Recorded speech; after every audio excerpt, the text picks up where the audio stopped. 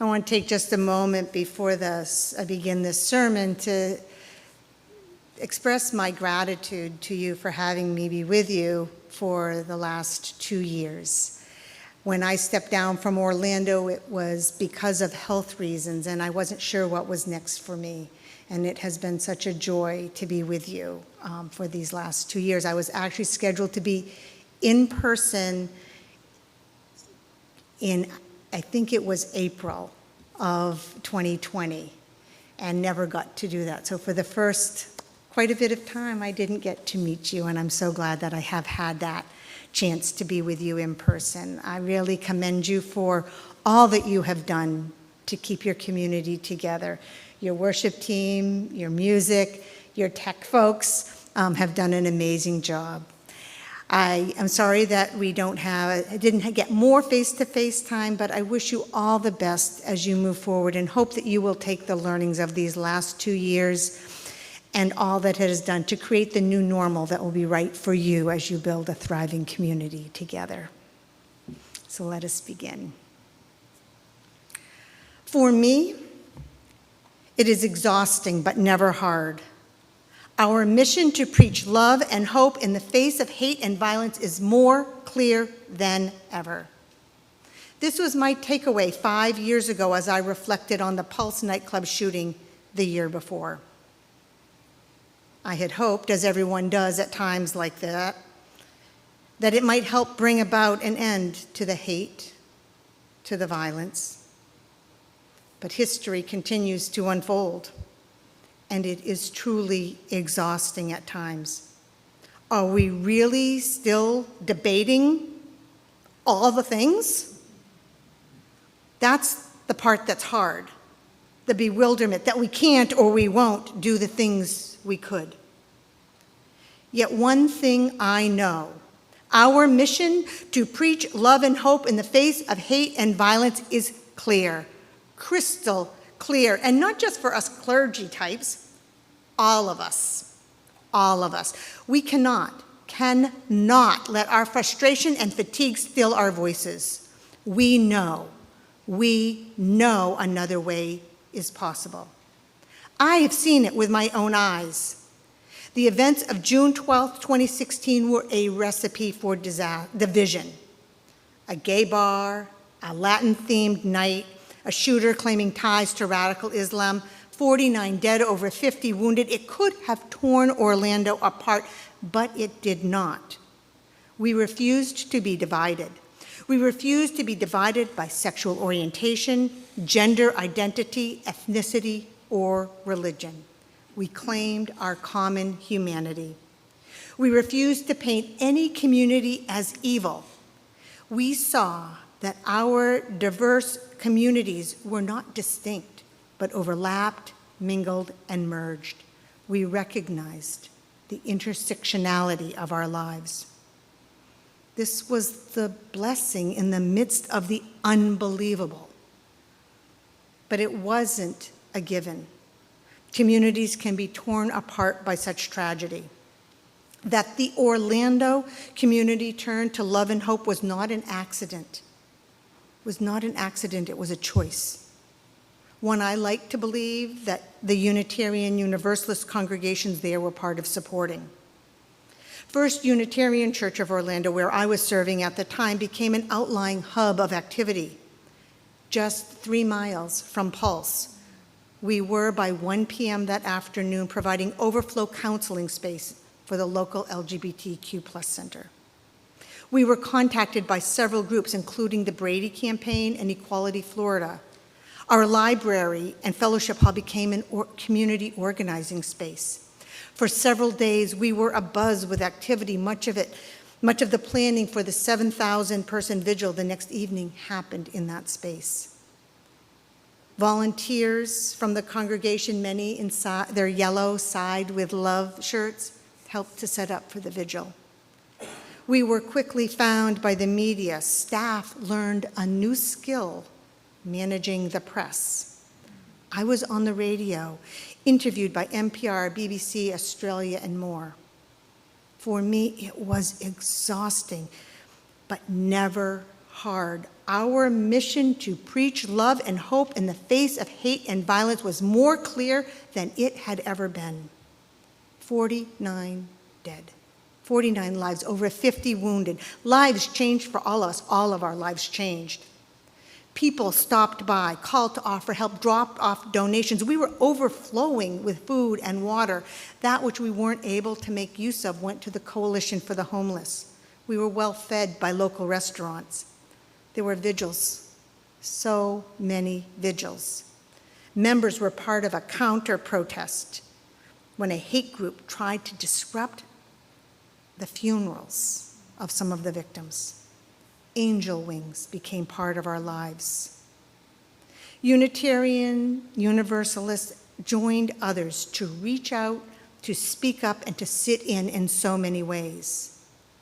The LGBTQ+ community had been targeted, the Latinx community was impacted, the Muslim community was made vulnerable. We did not pit communities against each other. We know that a healthy community supports everyone. Community leaders knew too that they needed help and support. They reached out to each other and to others who have suffered tragedies of their own in other parts of the country and the world. I personally was supported by the Unitarian Universalist Trauma Ministry, who checked in with me daily for 3 weeks. Coalitions formed, groups found common purpose. The intersection of oppression became more clearly understood. All of us have multiple identities. How do we honor the whole of who people are, their gender identity and sexual orientation, and their race, and their ethnicity, and their immigration status, and their faith, and. How do we see each other as whole and beautiful human beings? We began to see each other more clearly, more fully. I don't want to claim that Orlando got everything right, but we got a lot right, and we worked to remedy problems as they emerged. Even in our unity, we were able to acknowledge and wrestle with the cracks that came to light. Speaking only for the interfaith community, I can tell you that hearts were searched and changed. People started showing up at LGBTQ events who I would have never expected to see there. At times I was a little frustrated at the sudden insights of the newly enlightened, and yet they were trying. It was progress. It will help. The world watched, vigils morphed to fundraisers, artists responded, a community united, and in Orlando there was life before and life after Pulse. And still there is work to be done. The interesting thing about being close to a big event is that it's hard to remember that not everyone else is having the same experience. And so it is deeply confusing that others have not learned the same lessons. That's where I find myself these days. How can it be? How can it be that our state legislators thought it was a good idea to pass a bill that limited the ability of our teachers to support all families? How can it be?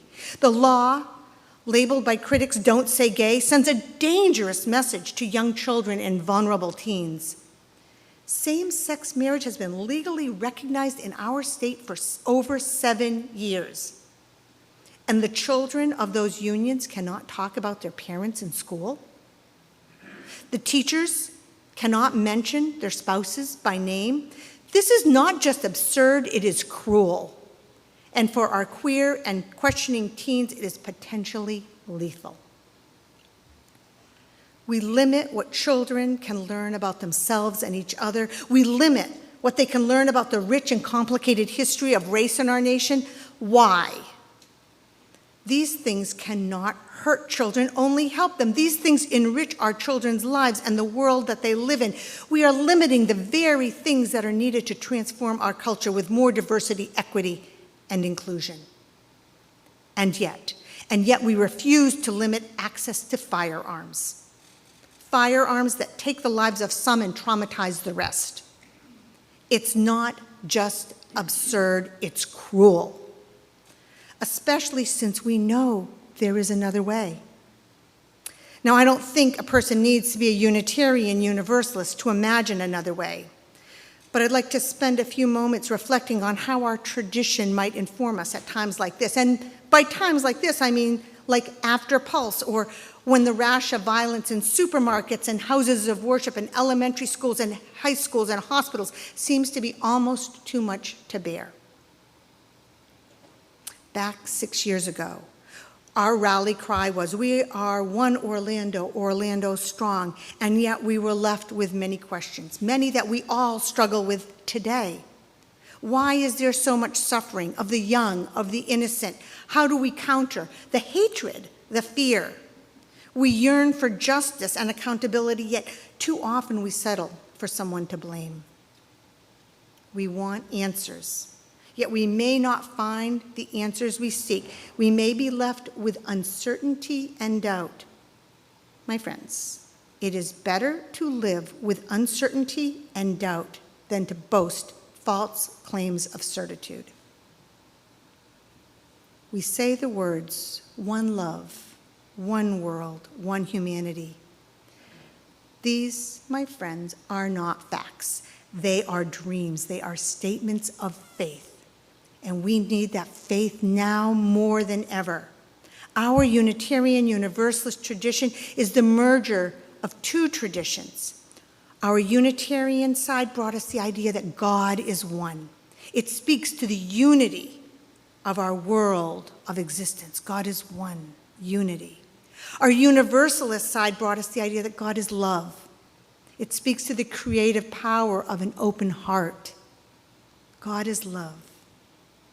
While some of us today will understand these ideas metaphorically and others more concretely, we are left with a faith in what is possible.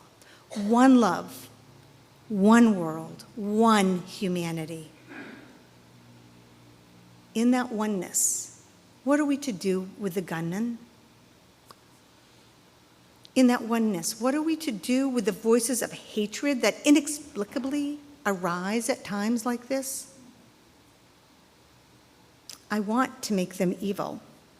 I want to make them other, but I cannot.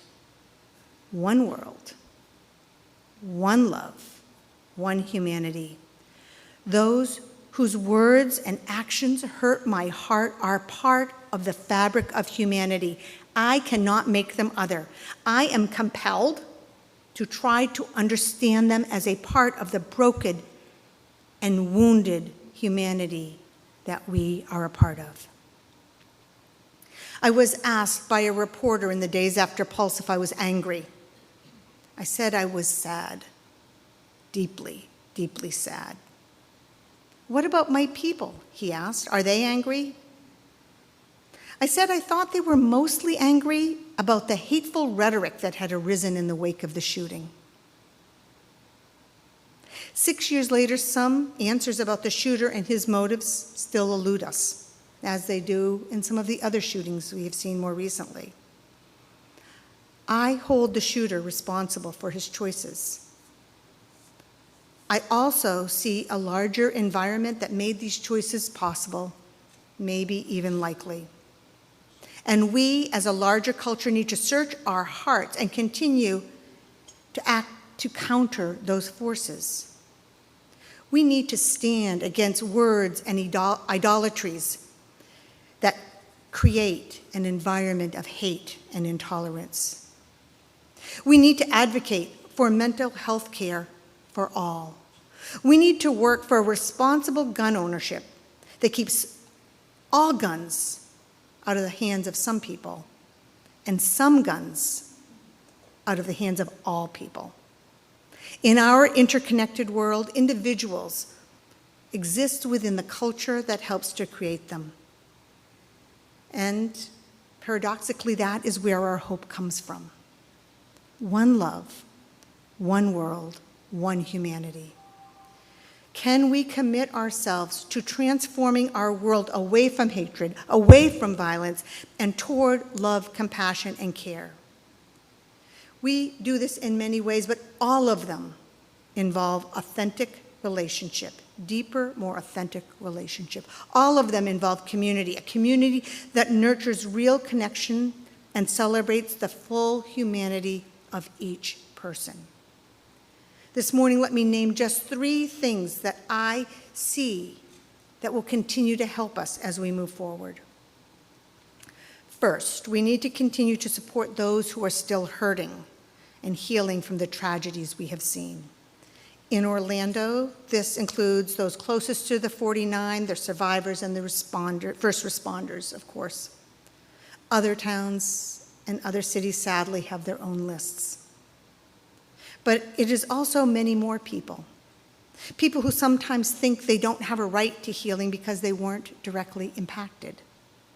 When UUs from around the country contacted us to know where they could donate after Pulse, we said, donate to your local LGBT center. They will need your support as they support the vicarious trauma that has been encountered. Look especially for centers that support the Latinx community. Our whole community was traumatized. It's okay to get help, even if you are not in the epicenter of a crisis. Now I know that this is true every time one of these events happens. Now I know the impact is broader than I had ever understood. Now I know that there are abundant ways for all of us to offer support, both practical and emotional. The second thing that we can do is continue to reach out and connect across difference. Many Unitarian Universalist congregations are good at finding these kinds of opportunities. If you haven't done so yet, let me encourage you to explore ways to engage these deeply meaningful activities. I've seen congregations that attend or co-host iftars, the breaking of the daily Ramadan fast in the Muslim tradition. Host interfaith events. I heard of one on language and the way that either inspires peace or provokes hate. Partnering with existing groups that bring diverse demographics together. And there are other groups in the region doing the same thing. I know that's true here. You don't have to create such things from scratch. You can look for others who are doing good things and join them and support them. So we need to continue to support those still healing. We need to connect across difference. And lastly, and related to this, we all need to take advantage of opportunities to deepen our intercultural competency. Our intercultural competency. We need to understand those who are different from us in all sorts of ways more fully. We need to know how to move into new spaces, new to us, new experiences in ways that help and don't hurt. We need to recognize that our best intentions may not keep us from making mistakes. Yet we must be brave enough to continue to reach out, knowing we will make mistakes and being willing to make amends when necessary. The continual development of our intercultural competency is a lifelong project. It's a lifelong project. We don't ever get to declare we're done. We can declare we've made progress. The continuing work is crucial to the world of which we dream. These actions, continuing to heal, reaching out, learning more, can provide us with critical tools as we move forward. These steps can help us, all of us, bring more blessings to the world. When we see the worst that humanity has to offer, we are called to respond with the very best that humanity has to offer. Love and hope, acceptance and affirmation, bravery and commitment. I know. We are tired, we are worn. There are times when we will need to step back and take care of ourselves, recharge our compassion. It can be tempting to run away, to disconnect. But be careful. Take a break if you need, but don't be broken. Do not sever your ties to community. Do not allow your relationships to be injured or dismissed. We will each tend to our wounds in different ways. We will each process in different ways. Let that be the first point of difference we honor. Today, you may be ready to talk and talk and talk, and I may need silence. May we respect each other's journeys. And then, as time goes on, let us reach out to each other with more and deeper understanding. We will make real change in the world by creating authentic relationships across difference, of course, but also with those closest to us. We can find our common ground, while at the same time celebrating the beauty and wonder of our diversity. So what can you do? What can you do? So much. And it all starts with an open heart that lets others in and refuses to other anyone. An open heart that lets your love shine out, your full humanity, all and every bit of who you really are. What the world needs now is you. So let your light shine.